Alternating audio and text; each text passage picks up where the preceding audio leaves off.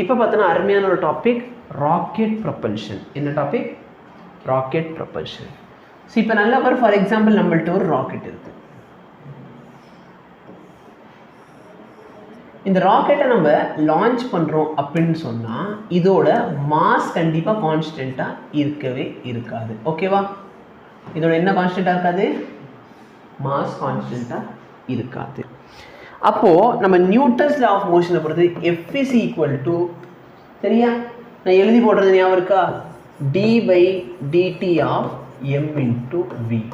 அப்போ இந்த equation use பண்ணால் d/dt of m, v கான்ஸ்டண்ட்டாக வச்சுக்குவேன், ப்ளஸ் m into dv/dt. புரியுதா? ஓகேவா? இதெல்லாம் நியூட்டன்ஸ் லா யூவி மெத்தடில் சால்வ் பண்ணியிருப்போம். அப்போ நல்லா பாரு, வெலாசிட்டி கான்ஸ்டண்ட்டாக இருந்தால் இந்த டேர்ம் என்ன ஆயிரும்? 0.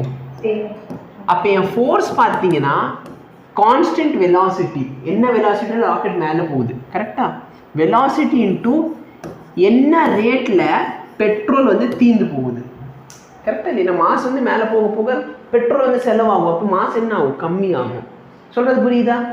அப்போ இது வந்து ரிலேட்டிவ் வெலாசிட்டி கூட சொல்லிக்கலாம். சரி, என்ன கான்ஸ்டன்ட் வெலாசிட்டி. ஓகேவா? இங்கே பாரு, F is equal to v relative velocity dm/dt.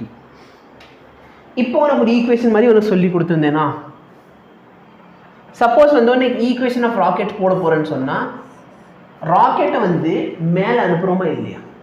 கரெக்டாக இல்லையா? மேலே ராக்கெட் அனுப்ப போகிறோம்.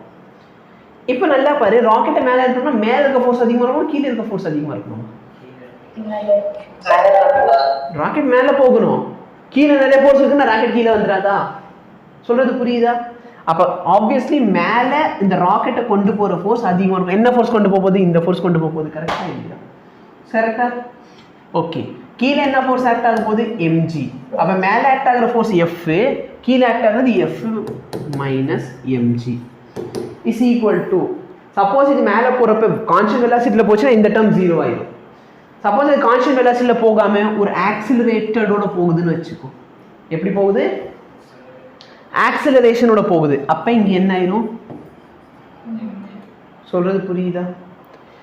இல்லைண்ணே, எனக்கு இதுவே கொஞ்சம் கன்ஃபியூஷனாக இருக்குது. இங்கே ஒன்று பண்ணாத, இங்கே பக்கத்தில் ஒரு டேர்ம் இருந்திருக்கும் m into a. ஆமாவா இல்லையா? சொல்கிறது புரியுதா? இப்போ நல்லா பாரு, இதுலேருந்து இந்த இடத்துல F minus ma, கரெக்டாக இல்லையா?